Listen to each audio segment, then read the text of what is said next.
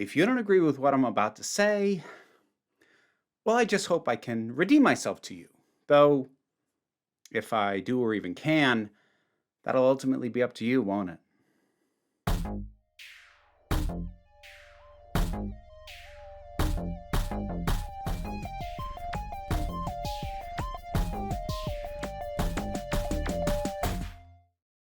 Redemption arcs are a staple of storytelling, especially long form storytelling like television, anime, and comics. The Green Goblin may have claimed that what people like most is to see a hero fail, fall, die trying. But I think there's few things writers like more than finding a way to take a villain and redeem them to the side of good. Except it doesn't always work, does it? So, I want to talk through my own thoughts as to what can make a redemption arc ring true or make it fall completely flat. Here is the first thing that I need everybody to be on the same page about. There is no clear-cut answer to what characters can or should be redeemed or how. I do have one general rule, but it's a pretty broad one. Do the work. But what that work needs to be and how much of it is required is going to vary pretty wildly and be pretty specific to what it was this character did in the first place. A villain who seemed like they never really belonged on the side of the bad guys to begin with, or who spent a bit of time losing faith in that side, well, they're probably not going to need all that much to make it believable that they can be switched over to Team Good Guy. Hey there, Scorpia, how you doing? I am brave, strong, loyal, and I give great hugs. But when you have a character who's been a vehement backer or possibly leader of the villainous side of conflict, or indeed seem to flat out enjoy the pain that they caused, pain for the heroes that the audience is meant to love, well, that's going to need a lot more work. There is a shortcut that is often attempted, and I did a whole video on my distaste for the redemption through death trope, so I don't plan to tackle that particular path to redemption here because I flatly don't think it works about 99% of the time anyway. That said, just to bullet point my issues with it, the biggest problem is that it tries to take everything a villain did and redeem it all at once with one single large act of self-sacrifice.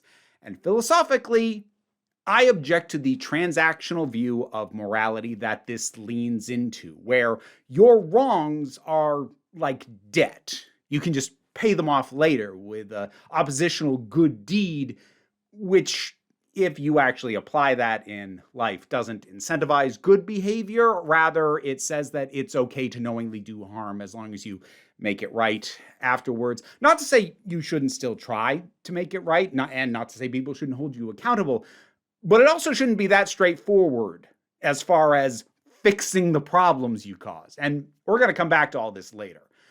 Another problem is that from a narrative standpoint, redemption through death, it is generally this one good thing that the villain does after a ton of awful things, and it just is not very narratively satisfying to spend a single-digit percentage of the time the character has been around with having them do one admirable sacrificial act, pages or episodes or hours of evil, and then in 30 seconds it's supposed to be okay because they died doing one good thing.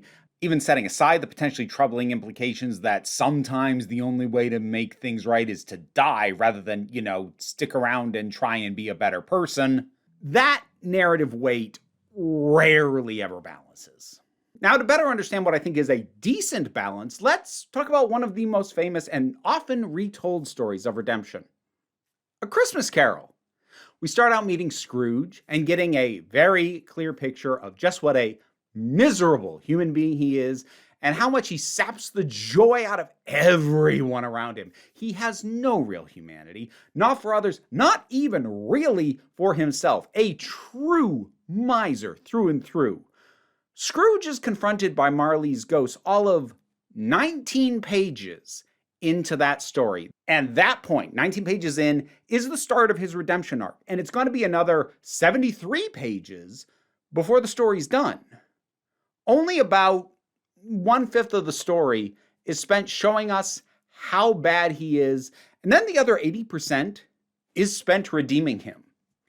That percentage isn't some kind of absolute, 20% bad and then 80% you redeem it. But the point that I'm making is that because we actively see Scrooge be terrible, there is a fair amount of work that needs to be done to get the audience to believe and root for his redemption.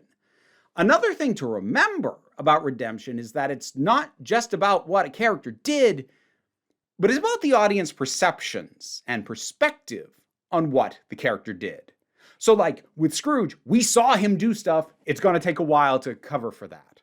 This entire dynamic of it matters what the audience sees is the reason a lot of stories about characters seeking some kind of personal redemption actually start well after they already did whatever it is they need redemption for. The audience may understand anecdotally that the heroes of Logan or John Wick or The Equalizer or A History of Violence all did terrible things in the past, but the audience is also mostly just told about it, and usually only after they have gotten to know and hopefully like, if not root for, these characters. Heck, the same's actually true of God of War if you start with the Norse storyline, because then all the stuff that happened in Greece is just backstory that you understand, but didn't witness, so it doesn't carry the same weight. Not seeing it means it doesn't count for nearly as much in the eyes of the audience, which is probably, at least in part, one of the reasons that the upcoming TV series is starting with the Norse series and not the earlier stuff. So to get more into the issue of what audience sees versus what it's told, let's make a specific example. Let's talk about Buffy the Vampire Slayer. Yes, issues with Joss Whedon acknowledged. I've done videos on them. We're just talking about the story here. Over the first 5 seasons of Buffy, the audience sees fan favorite character Spike kill way more people in terms of a raw number than they do part-time villain Angel. You're too old to eat. But not to kill.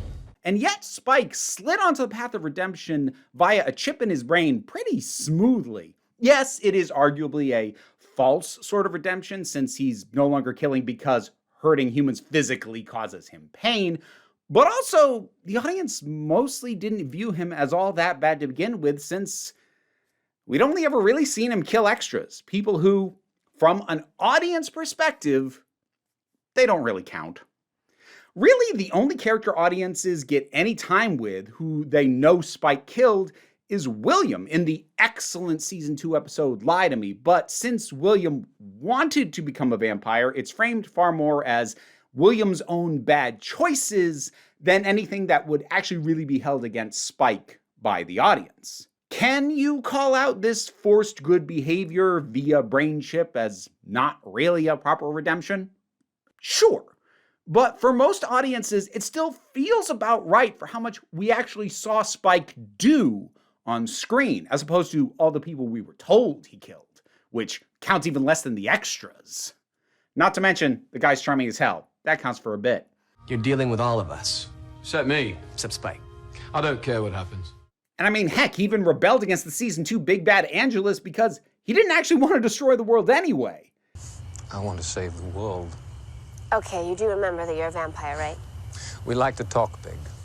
Strutting around with your friends over a pint of blood. The truth is, I like this world.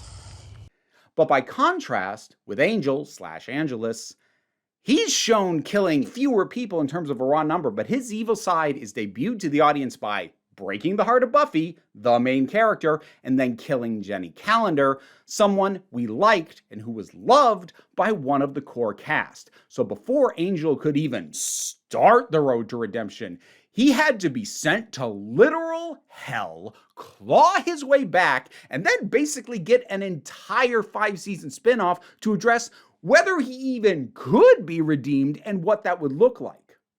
Angel caused more personal harm, more visceral damage that the audience actually witnesses, and therefore it takes a lot more to redeem him.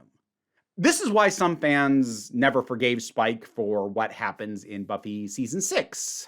Or if they're more level-headed, they never forgave Joss Whedon and the writing team for doing it, which is a sentiment that has largely solidified with time and newer revelations. Buffy sent me into therapy, actually. You didn't want to do it. No, like I don't like sexual predation scenes, anything that has that to do with it. I don't audition for those things. I was contracted to do this. I couldn't say no, and it was hell. I was in the personal hell. Let's move on to another example. Steven Universe as a series, and many of its fans, they've got a really strange perspective on one of its characters, and I kind of want to bring that into the conversation. Now, given what I'm discussing, you might think I'm going to talk about the redemption of the diamonds, blue, yellow, and white, and there is certainly an argument to be made on that front. On the one hand, it could be considered a missed opportunity to not have taken the opportunity to make the point, some people will never choose the path of redemption. More on that idea later. But if that's not a position that Rebecca Sugar and the other writers wanted to take or explore, fair enough. What I actually want to talk about is the character of Steven's mom. Because in the show's 5th season, it is revealed that Rose Quartz, Steven's frequently mythologized but completely absent mother, was in actuality also Pink Diamond, the leader of the very forces she was fighting against. Now, for clarity, for the folks who haven't seen the show, she wasn't actively playing both sides in the conflict. She wasn't like secretly undermining her own rebellion or anything. Her ultimate decision for how to end the conflict was to fake the death of Pink Diamond at the hands of Rose Quartz, her own alter ego. Only one other character was aware of this and was barred from being able to speak of it. Now, following the death of Pink Diamond, Rose never revealed the past she'd symbolically killed to her friends or to Steven's father. Both the in-universe characters and the show as a whole is frequently extremely judgmental over all of this. They don't know what to do without you. Maybe they didn't matter to you as much as hiding from the mess you made. And that is often reflected in the way that the fandom discusses the character as well. And I have to be honest, a lot of this confuses me.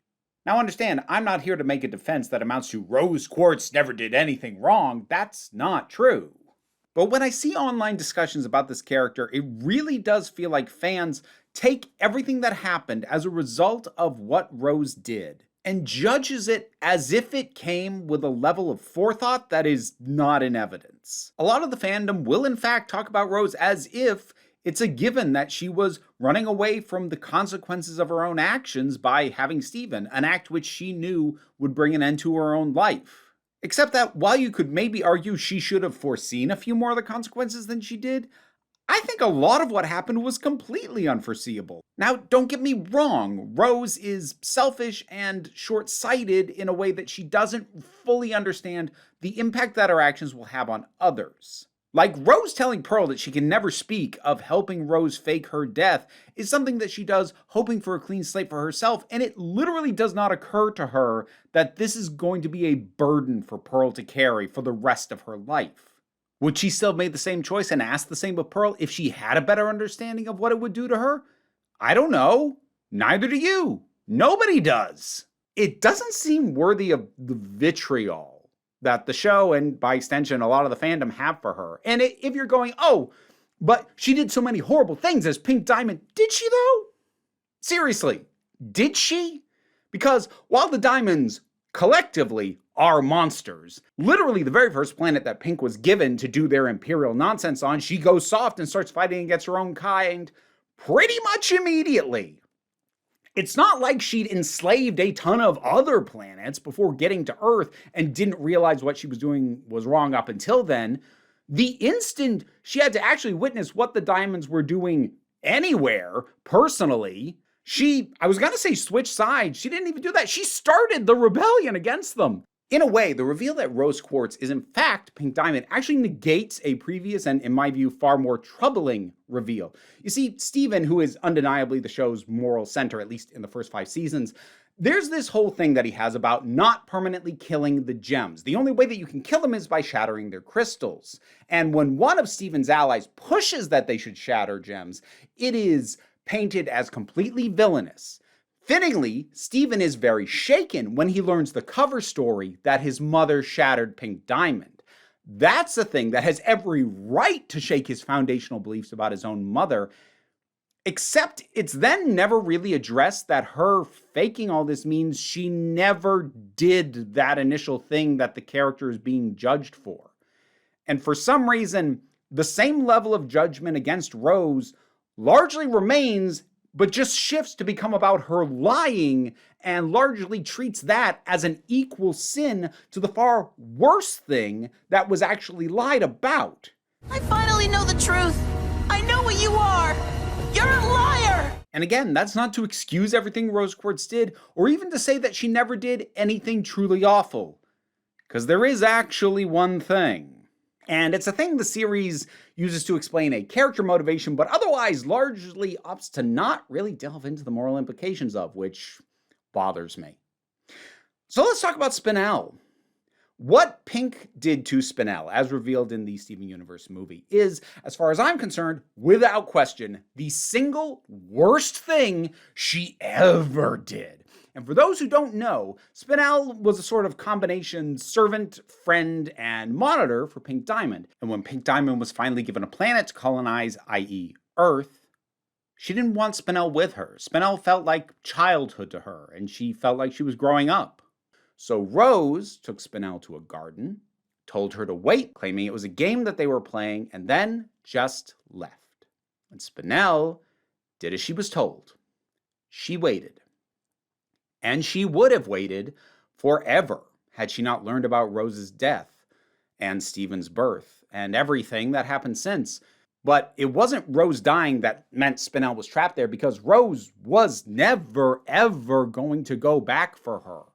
Rose Quartz left her there, fully aware that Spinel would wait until the end of time, thinking it was a game and she was playing it well. And that is fucked. And then Steven's reaction to it is this. I can't believe Mom did that to you. Actually, I can totally believe it. I'm sorry, what? My dude, the worst she ever did to you was not share the past that she was deeply ashamed of and try to keep that from you.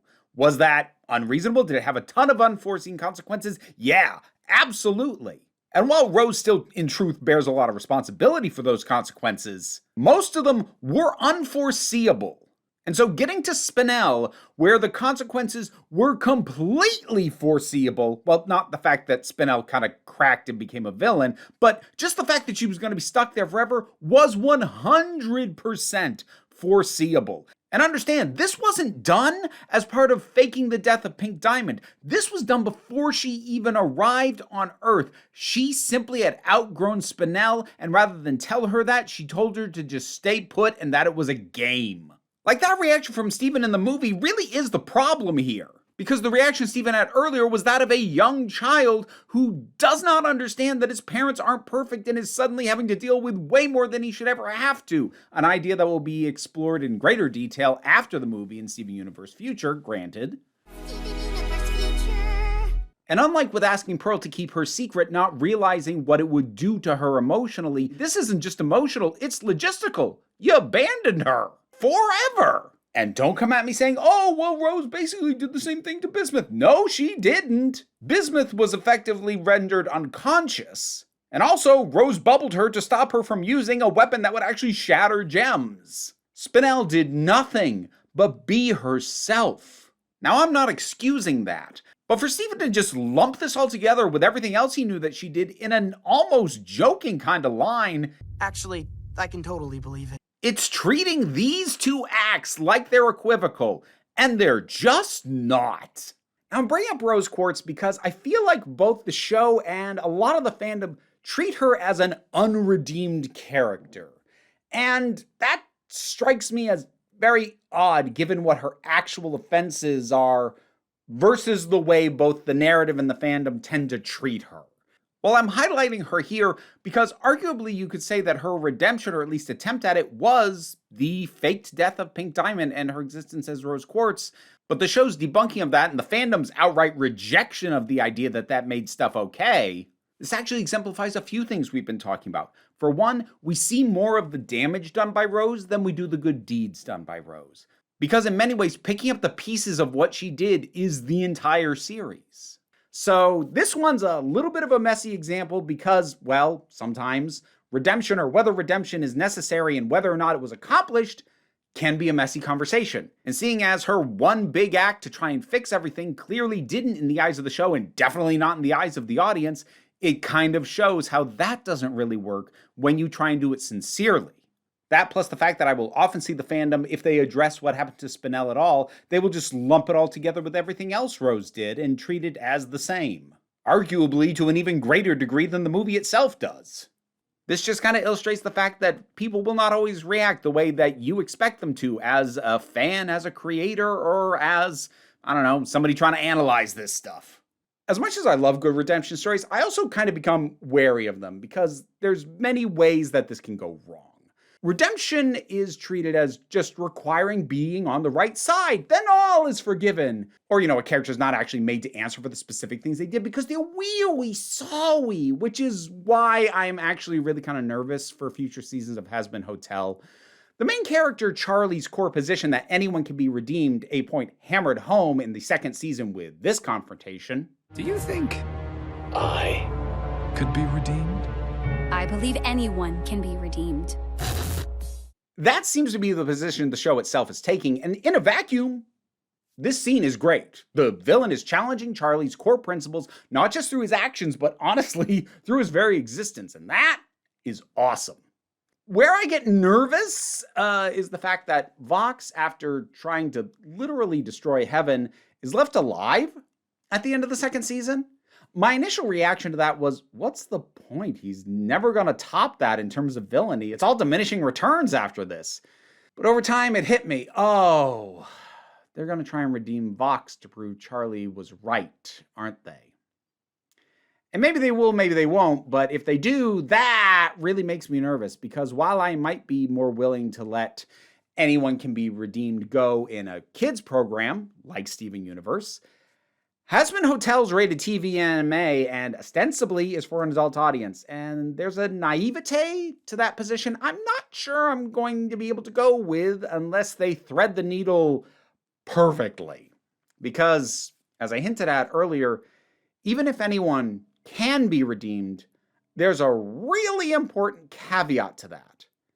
They have to want to be redeemed, and some people will simply not choose to walk the path of redemption for any number of reasons. It could be a failure to recognize the wickedness of their own actions, or feeling that those actions were somehow justified, or simply having too much hatred in their hearts for the other side of the conflict to ever get over it. I did my job, I do it again. And if you're making something for ostensibly an adult audience, I do honestly think anyone can be redeemed is an incomplete thought without appending, but some people will simply not be willing to do the work needed. Heck, you know what? Even for a kid audience, I've seen it balanced decently in things like Kipo and the Age of Wonder Beasts, which, much like Steven Universe, has a protagonist that's very much a makes friends with every foe type character. But I've come to believe in the future that Kipo's trying to make for all of us, and I want to help.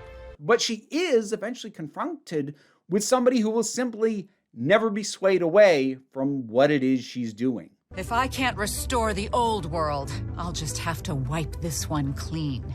That's part of what makes Dr. Amelia a fitting final antagonist for that show. She's the one where what's worked up to now simply will not work. And you know what? Maybe Has Been Hotel will take a similar path to that, but I can't help but be scared because I can think of no narrative reason to keep Vox alive beside trying to redeem him later, and I'm really worried that Has Been Hotel will not give something like that the full weight it deserves, because the show may recognize that It starts with sorry. but I'm not fully convinced that it quite understands how much work it takes after that.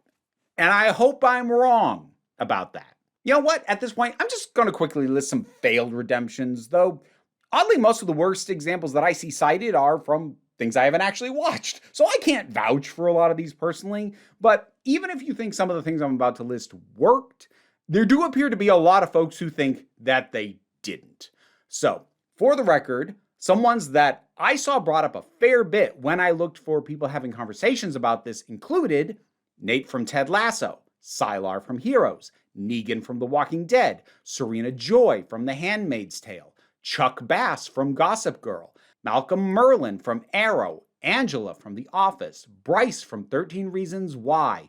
Way too many anime and manga characters count, so I'll just say nearly every villain from Fairy Tail. A couple of ones I actually am familiar with that came up a fair bit in these conversations were Jaime Lannister from Game of Thrones, though I would actually argue it was a great redemption arc, thrown out the window at the last minute because the writers decided to burn the whole thing down on their way out the door for some Star Wars movies that never frickin' happened. Anyways, Wanda Maximoff, specifically in regards to the series WandaVision, is another one I saw a lot, and I only kind of agree with. Like, if you limit it to just that show, yes, it does read a bit like the narrative is forgiving her extended mental torment of an entire town because she finally accepted the loss she'd suffered, and it's all good now because she set them free. They'll never know what you sacrificed for them. I'd argue it could have worked if the next time we saw her, she was still actively trying to make amends in various ways and accepted that it would be a very long path for her based off what she did. That's not what we got. Instead, they just had her go full villain, thereby making the whole thing a big rug pull and a giant middle finger to anyone who was hoping that the MCU wouldn't put Wanda through quite as much bullshit as the comics have over the years. God, I fucking hate Multiverse of Madness. Loath as I am to bring up Harry Potter, Severus Snape is another name that comes up a lot as redemption arcs that don't quite work, especially if you focus on the books and take the innate charm of Alan Rickman out of the equation. The guy was just a miserable and largely unrepentant piece of shit who barely managed to do, I don't know, maybe 2 good things in his entire pathetic incel life. So yeah, there's plenty of ways to screw this up. And it usually boils down to not putting in the work in one form or another and asking the audience to forgive too much too quickly. But let's get back to some good stuff, shall we? Catra from She-Ra and the Princesses of Power is personally one of my favorite redemption stories in television. And partly because I actually didn't think it was going to work. I watched the show as it was airing, and I honestly thought that by the time we finished the 4th season, she had done too much, hurt too many people, and there wasn't really any way of redeeming her that would not come across as an excuse for some really horrible stuff that she wouldn't have to answer for. I personally think they pulled it off. And to put it simply, they pulled it off by putting the work in. Catra did a lot of harm, both large scale and also deeply personal. Despite, or indeed because, of the shared relationship that she has with Dora growing up, she went out of her way to torment the protagonist of the show, either directly or by hurting her friends. She pushed away even the people prepared to stick by her, literally electrocuting one of them into unconsciousness and having her banished to a place nobody ever comes back from. Heck, in the 3rd season, she literally attempts to destroy the world rather than admit Adora is right about something. And yes, in the 4th season, we do see how much emotional pain she's in and how miserable her own choices have made her. But that's not the redemption. That's just the foundation on which redemption can be built if you do it right. And yes, Catra does have a big self-sacrifice moment that is pivotal to this whole thing, but it's also not the whole of her redemption arc.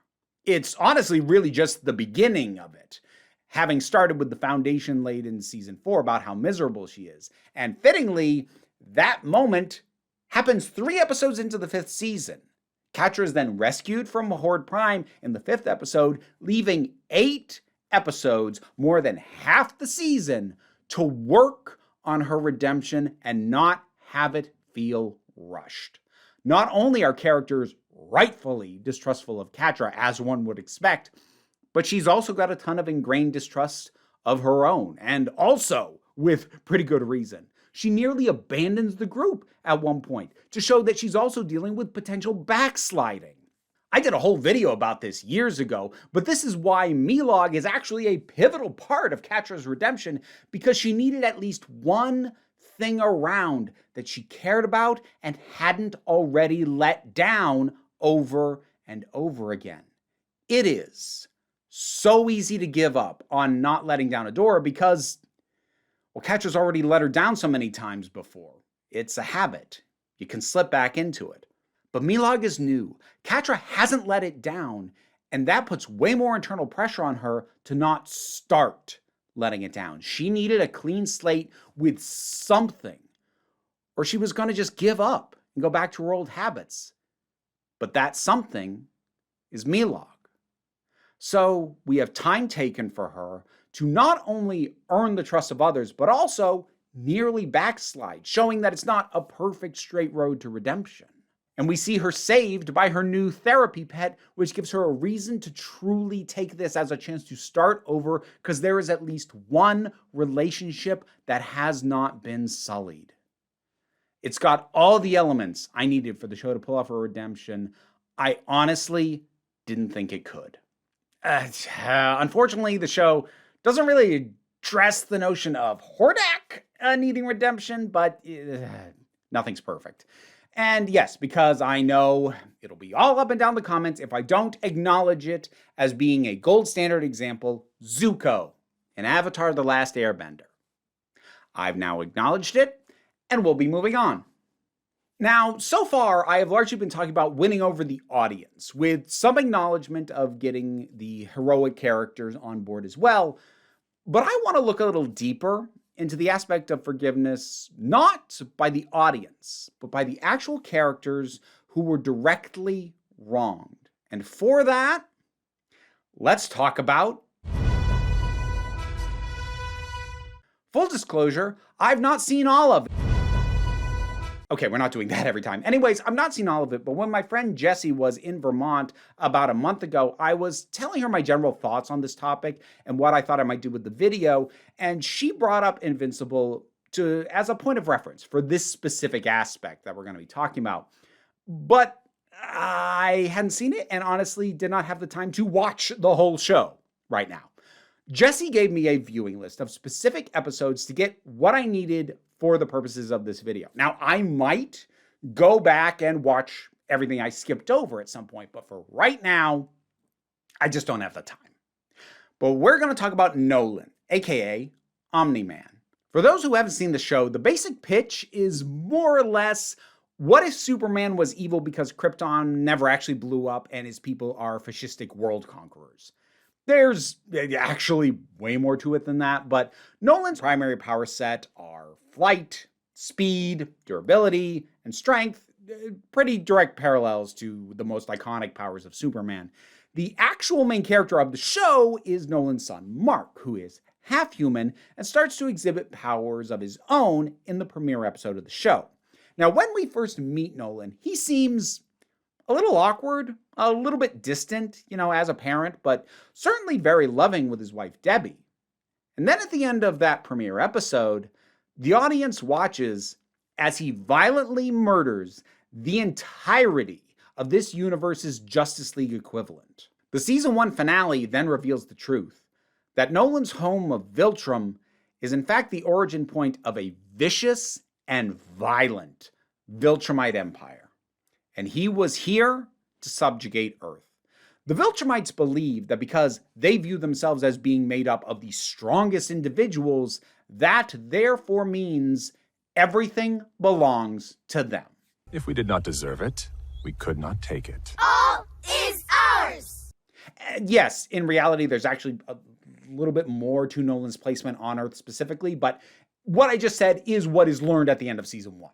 Now, Mark faces off against his dad, at first convinced that Nolan must be possessed or controlled or anything other than this is just him. But it is. It's me, Mark. It's just me. It's Nolan dropping all pretense, revealing his complete indifference to human life, the fact that he's going to outlive everyone currently alive on the planet regardless, and his belief that it's wrong for Mark to care about these people. Everyone you know and love will be gone before you even look 30. I actually want to do something a little unusual for me and praise the show's often extreme violence.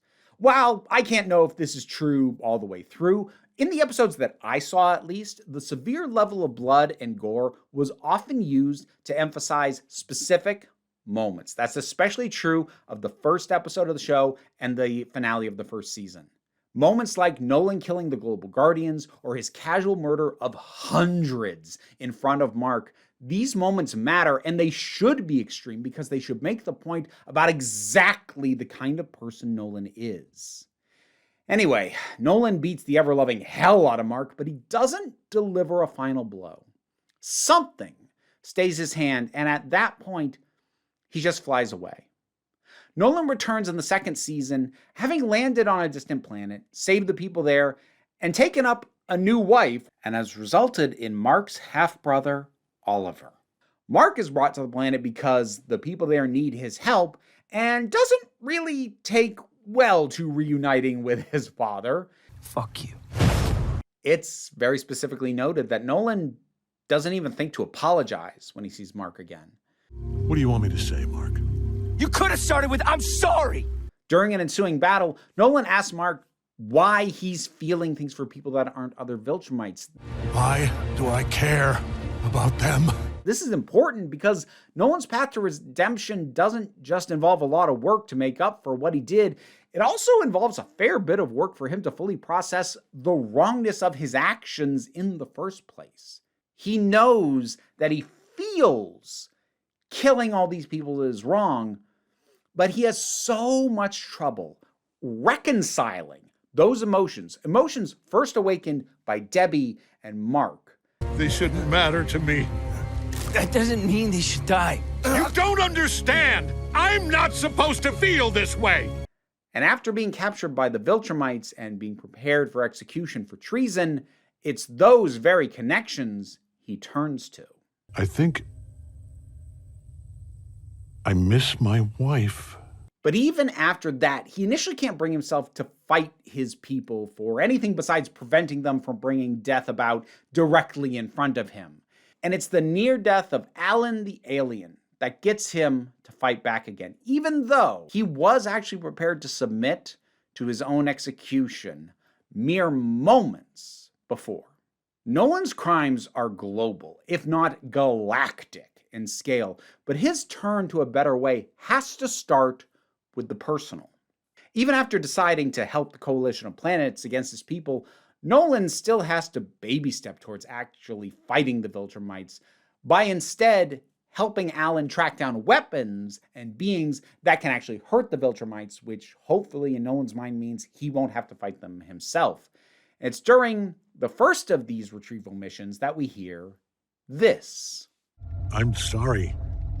I was a different person then. Are you apologizing? Naturally, a lot of his redemption involves directing his violence towards more appropriate targets, which is kind of the nature of the show, but it never really frames it like punching the right people is going to be what redeems him in and of itself. I think it also helps that the show opted to show us some of Nolan's horrific upbringing in season 4. It is your day of adulthood. If you survive. I didn't forget, Mother. Oftentimes moments like this sort of the bad guy has trauma too thing can come across as making excuses. But by waiting until Nolan already started the first steps in his redemption journey, here it actually feels more like showing us the upbringing and the mentality he's currently working to overcome. Nolan can't just turn off the way of thinking he had for hundreds of years. We still get small glimpses of it in moments like this, where he's clearly enraged, needs to do something, and settles for throwing a pillow. Still technically a violent act, and it would be better if he didn't feel that rage to the point of needing to throw something at all, but it's also a huge improvement from shoving his fist through the captain's head like he likely would have done prior to this, and also would have done so with far less provocation needed than why he threw the pillow. This is also the same episode that does another thing a fair few redemption stories miss. How hard it is to turn your back on what you know. Some stories might make the build up to the switching of sides, but once it happens, in a lot of stories, the redemptee tends to be all in on fighting their former friends and allies, save for maybe one or two they have specific history with. Nolan actually really grapples with his very conflicted feelings with what he's doing. He knows that fighting the Viltrumites is the right thing, but again, it feels awful. He's still trying to figure out how to navigate these feelings that he just wasn't raised to process. He wasn't ever supposed to feel guilt, or love, or empathy. And just because he is, doesn't mean he suddenly knows how to process all of that.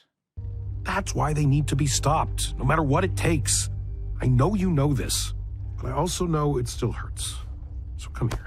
There's a solid recurring issue of people being understandably skeptical at best with Nolan's turn against the Viltrumites, and it's never treated as an unfair position to hold.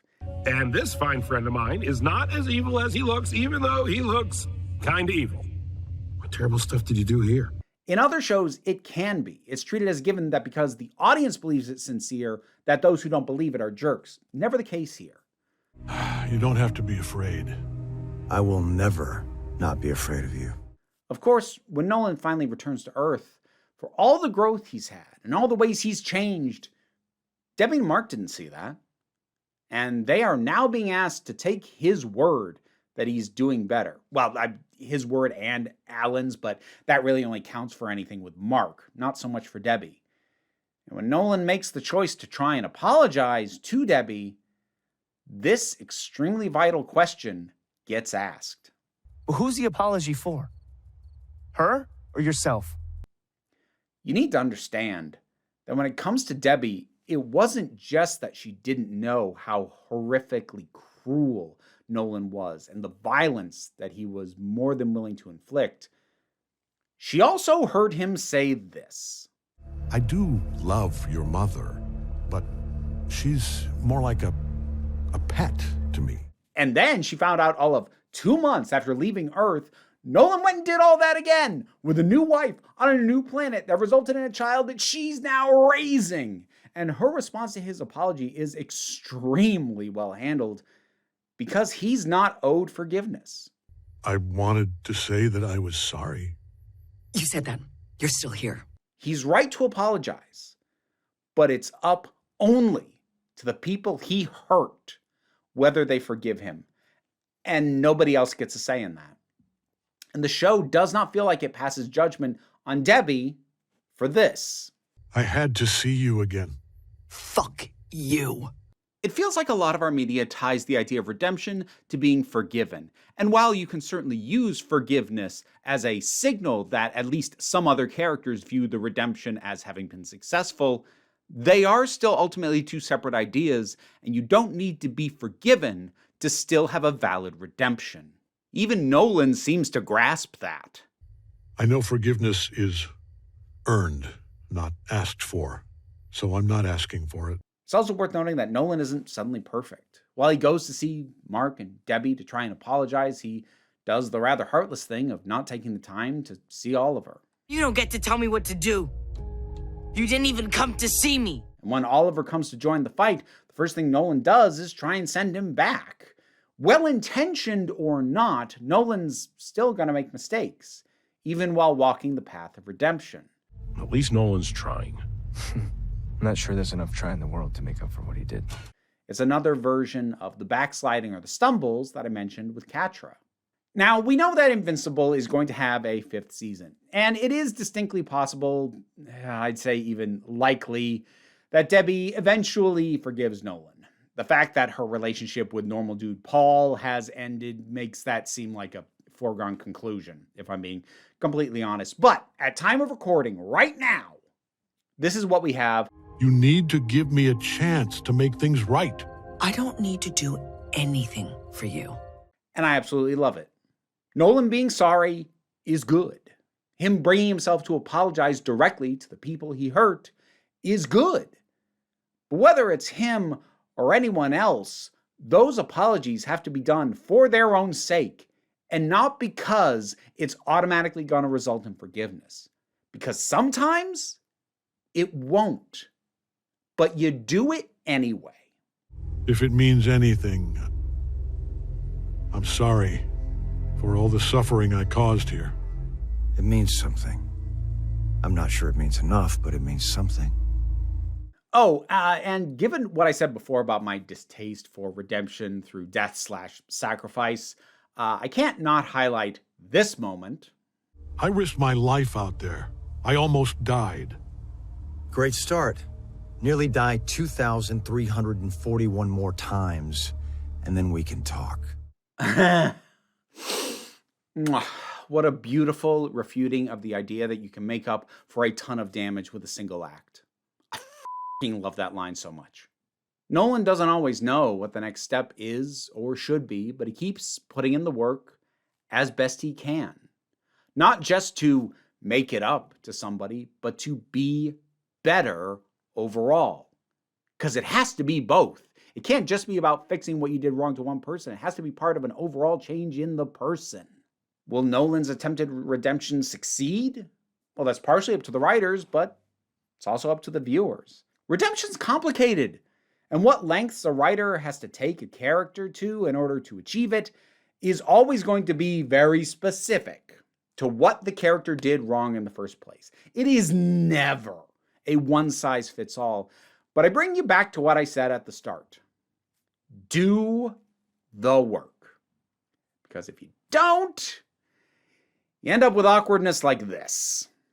So are we all just like, okay with this? I still love She-Ra, but yeah, nope. I hope that you've enjoyed this look at redemption arcs, and I'd really love to hear your thoughts on this. What are some of your personal favorite redemption arcs? The ones that fell flat for you? Heck, what's your favorite anti-redemption arc, where a character just devolves into their worst possible selves? Breaking Bad would certainly be in the conversation for something like that, or Jinx in the first season of Arcane. I misspoke. I meant the only season of Arcane. Anyway, whatever your thoughts are, drop them down in the comments. Let's talk about it. Patreon is what allows me to pay my bills. It would have granted you early access to this video and pretty much all the videos that go up on this channel, as well as getting ad-free versions of those videos and of the podcast that I do with Jesse Gender. I'm also starting to experiment a little bit more with Patreon exclusive content. I've already started doing that with trailer reactions, and I'm looking to integrate some other stuff into that as well. So consider supporting me there. But even if you don't, like, share, subscribe, all of that helps. But what I really want you to remember, whether you are on a path trying to redeem yourself, or whether you think like you're in a good place right now, or whether you don't know where to start in your own journey, you are beautiful, you are valid, and you are loved. You are the council. I'm just running the meetings, and until next time, this council is adjourned. And now to thank my highest supporting patrons: Robin Moore, Jared Boyce, Zubin Lafula, Auntie Kate 808, Mara G, Angry Casperol, Dave Hall, Oliver B, Mystic Shadow, Sean Miller, Welsh Wrestling Geeks, Melissa Pedersen, Becky Sparks, Twilord, Tracy Scrabbit, Pal Barabajoggle, Magdalena, Sir Didymus is my favorite. And to thank some supporters from the lower tiers, thank you to Wordmaker, Lucy Llewellyn, and Beginner's Mind Podcast. And if you want to hear me say your name as well, you can check out the rewards on the Patreon, and there's other stuff besides, and it'll help keep these absurd creatures fed.